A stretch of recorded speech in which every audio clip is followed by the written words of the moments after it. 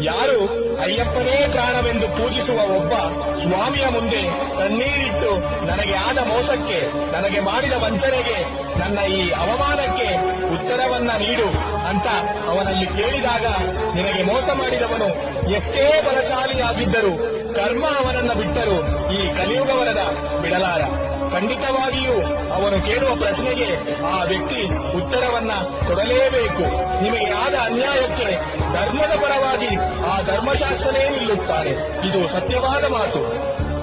ಯಾರು ಅಯ್ಯಪ್ಪನೇ ಪ್ರಾಣವೆಂದು ಪೂಜಿಸುವ ಒಬ್ಬ ಸ್ವಾಮಿಯ ಮುಂದೆ ಕಣ್ಣೀರಿಟ್ಟು ನನಗೆ ಆದ ಮೋಸಕ್ಕೆ, ನನಗೆ ಮಾಡಿದ ವಂಚನೆಗೆ, ನನ್ನ ಈ ಅವಮಾನಕ್ಕೆ ಉತ್ತರವನ್ನ ನೀಡು ಅಂತ ಅವನಲ್ಲಿ ಕೇಳಿದಾಗ, ನಿನಗೆ ಮೋಸ ಮಾಡಿದವನು ಎಷ್ಟೇ ಬಲಶಾಲಿಯಾಗಿದ್ದರೂ ಕರ್ಮ ಅವನನ್ನ ಬಿಟ್ಟರು ಈ ಕಲಿಯುಗವರದ ಬಿಡಲಾರ.